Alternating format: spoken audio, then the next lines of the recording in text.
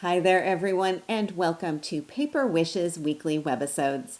I'm Sara Newman, and I'm so happy you're joining me for this episode of Saturday with Sara. This week, I'm excited to share a gorgeous collection from our friends at Stamperia called Masquerade. We have pattern papers, we have rub-ons, and we have adhesive paper cutouts. So let's take a closer look, and we can start with our paper pack. So this 8x8 collection contains 10 double-sided pattern papers featuring images like masks, musical instruments, sun and moon motifs, some peacock feathers, elegantly masked figures. Of course, you've always got some beautiful corresponding faux texture backgrounds that can be used for mats and layering. This is a really stunning collection, and the color palette is beautiful as well. Now, of course, there are also lots of cutout images, perfect for the front or the inside of your card. You can see one side of this sheet here, and on the other side, you've got some room to personalize. You've got some circular images as well as some cutout phrases and also images there. Now, you've got more on the inside back cover as well as the inside front cover. And I actually think that this design right here could almost be used as a background in itself as well. Then to go along, we have a pack of rub-on images. Now these are absolutely stunning and they're so easy to apply. Of course, Stamperia always gives you instructions on the back of the package, and we will have a look here at how to apply these to your surface. And then finally, we have some paper ephemera. Now the package contains 53 images. These are also perfect for the front and the inside of your cards, and you can see these gorgeous designs here. Now these ephemera pieces are self-adhesive, so they have a liner on the back, and you can just peel that right off to create a sticker. You could also, of course, simply leave the liner on and use foam tape to apply these to your surface if you want a little bit of extra depth and dimension. And when I tilt this, I think you can see that there's some really beautiful shine on there as well. So I've put these all onto separate cardstock so that you can see the gorgeous designs. Again, perfect for the front of your card or for the inside. So as you can see, we have a really lovely collection for you today. I'm really glad that you're here with me, and I'm excited to explore the creative possibilities with you. So come play with us. Let's begin with this card, which features an elegant mask as the focal element, one that's layered onto a collage along with the design on the patterned background paper. So let's take a look at the background sheet that I've used here. So you can see I've got lots of elements going on this 8x8 page. But I really like this corner area here, and I wanted to use this as the foundation for my collage. So I've simply trimmed down the background paper slightly smaller than the front of my card. And I've used the front of my card, This card design adds in some layers of texture plus hints of metallic gold. So let's start at the bottom and we can work our way up to the focal image here. So first I've covered the card front with green cardstock from the Foggy Forest set and then added this subtly patterned paper on top. So have a look. This is a gorgeous design that works so nicely as a background.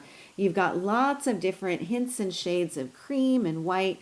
You have some script in here, some stars, some really pretty kind of swirl in here as well. So there's quite a lot going on this background sheet, but it coordinates so beautifully with not only a nice solid cardstock, but also it's a perfect area for layering in a rub-on.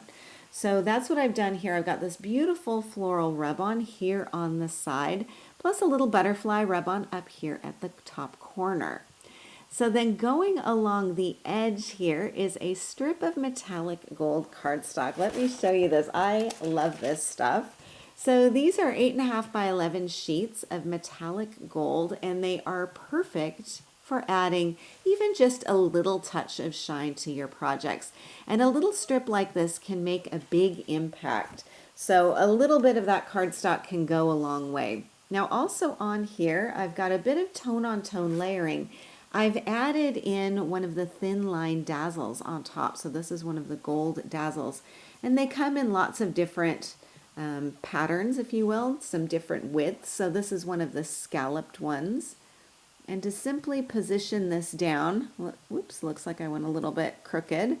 No problem. I can lift this up and just sort of reposition that a little bit better. But you can see it creates a really nice tone-on-tone effect and just adds a little bit of polish to any of your borders on here. So that's a quick and easy way to add a little bit of shine to your project. Then on the other side of the card front, I have some more gold. Now this is made using that same gold metallic cardstock plus the Luscious Lace cutting die. Let me show you this. This is one from hot off the press. I love this one because you've got two really nice images in here. So you've got the border lace design and then you've got this large sort of doily piece. Of course, hot off the press, they always give you a project idea. I've got my spare die cut pieces in here, you can see.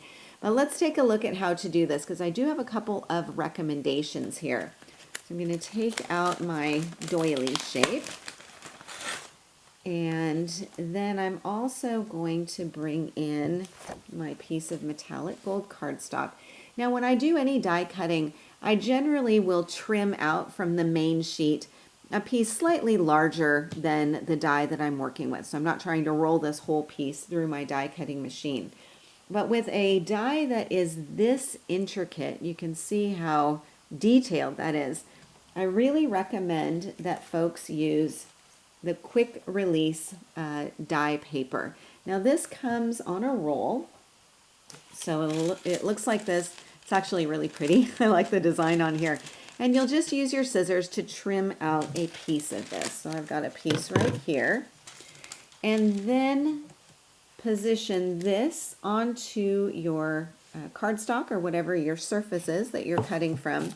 And then take your die, flip it over, and secure everything in place with some low tack tape. And I use the stuff from Hunky Dory. So secure that down in place, run it through your die cutting machine, and then after you do, you will have a piece that looks like this. So again, you can see that beautiful detail on there, absolutely gorgeous. But it can be a little frustrating without that quick release die paper. So you'd be running it back and forth through your die cutting machine. So that's my hint on something like that. Now my other hint is with adhesive. I really like the sticky specs for this kind of thing. And you can see here, these are micro dots of adhesive. They come on really large A4 size sheets, so a little bit larger than 8.5 by 11. And I just use my scissors to trim off a piece of a sheet. So I don't need to be working with the entire A4 size. But what I'll do is simply pull back the liner.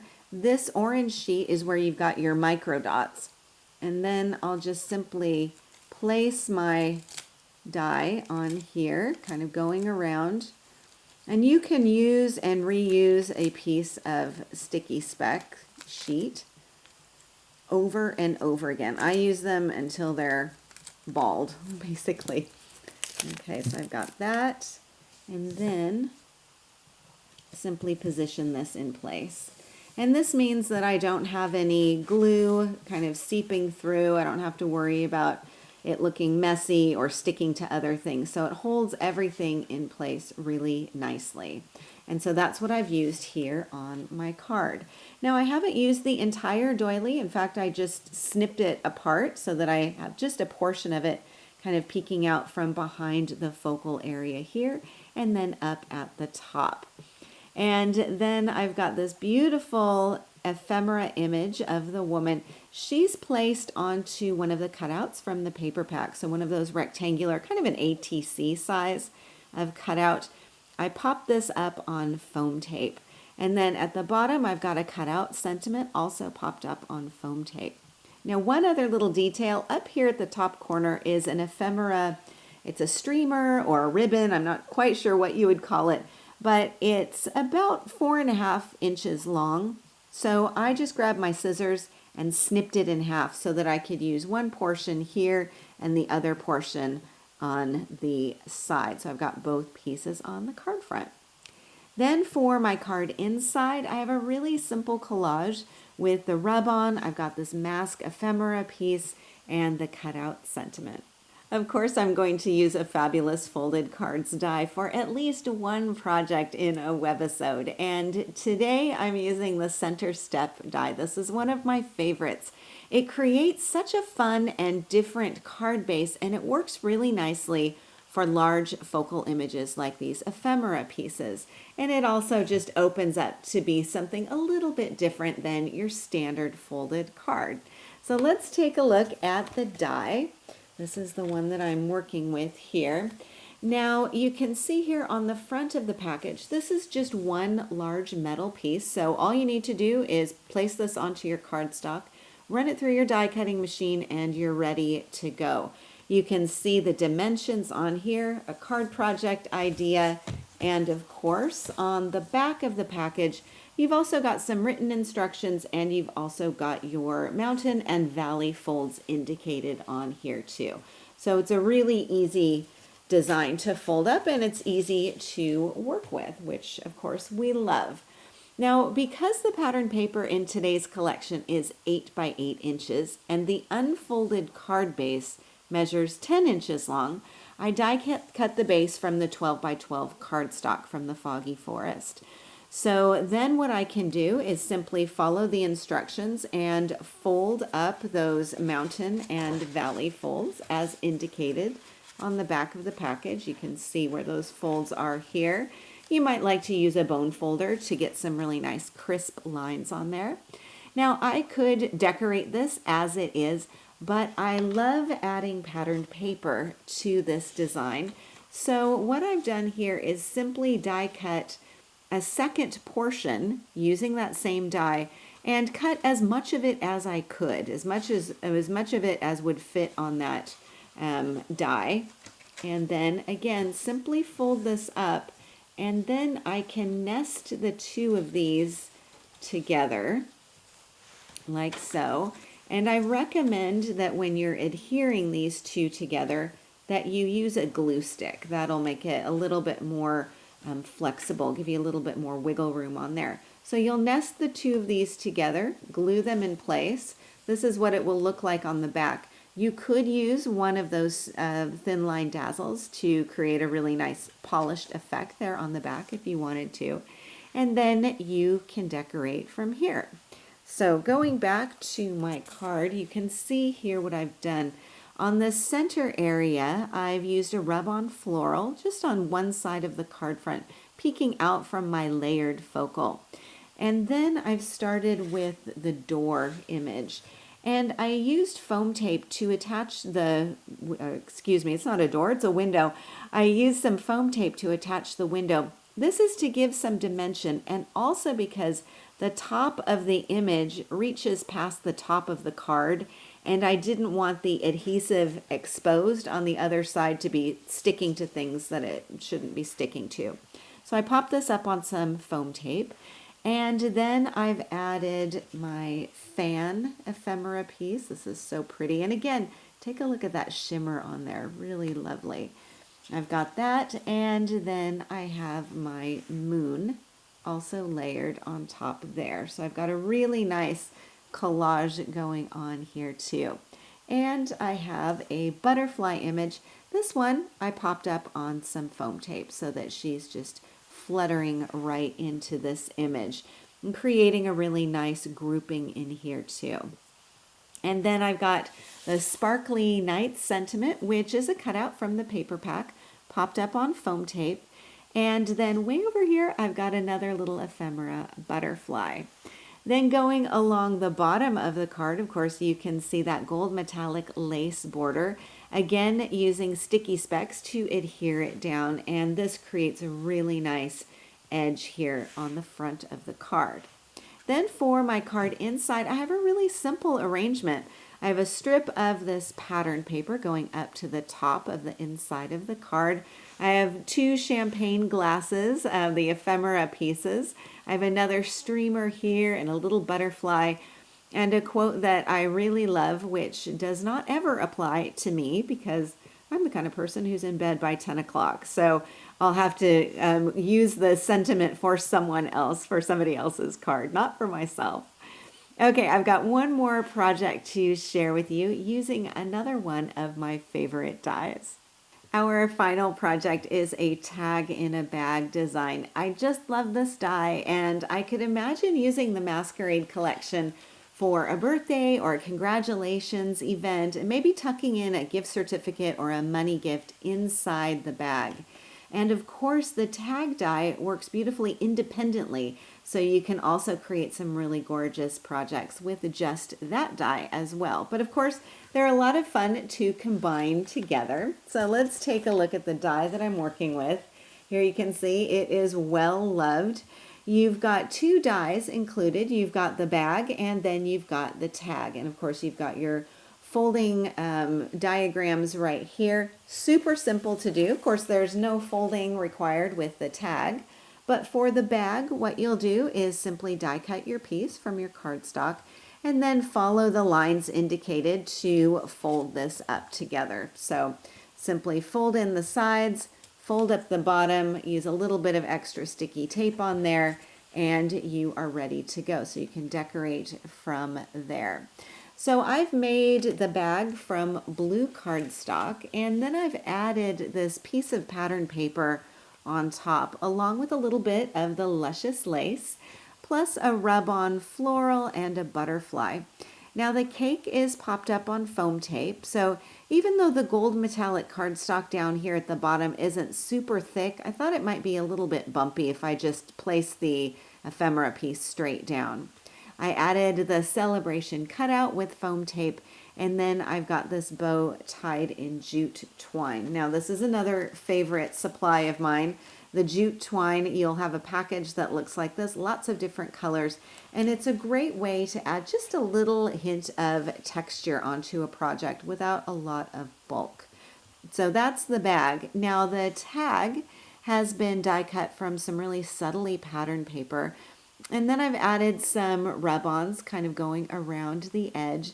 And I've got a small portion of that gold metallic doily. I think this was left over from a previous project. So you can tuck those little bits and bobs behind some other pieces just to create some really nice shine and dimension. This cutout is popped up on foam tape, and then the mask ephemera is placed straight down on top. Now I have the word congrats going across here, which is a script dazzle. These are also some of my favorites to use, and of course they just go beautifully with the collection today. So lots of different words and sentiments for all occasions, and I've just pulled the congrats and popped that down on there. And it works perfectly with the elegant gold effects on the tag and on the bag. And that is our final project of the day today. A big thank you to our friends at Stamperia for yet another gorgeous collection. And a special thanks to you for joining me today. We're really glad you're here, and we're happy you're a part of the Paper Wishes family. Do feel free to leave a comment. We'd love to hear what you think. Each item can be purchased separately, and you can see them below. However, we've also bundled them into a creative money saver just for you. For the money saver, see this webisode on paperwishes.com. And if you're watching us on YouTube, have a look in the description box below this video. You'll find a link that will take you to our Paper Wishes webisodes page, and you can see everything I just mentioned. If you enjoyed our video today, we'd really appreciate a thumbs up. It helps people to find our channel. And don't forget to subscribe. We create 3 to 5 videos each week, so there's always something fun to inspire your creative spirit.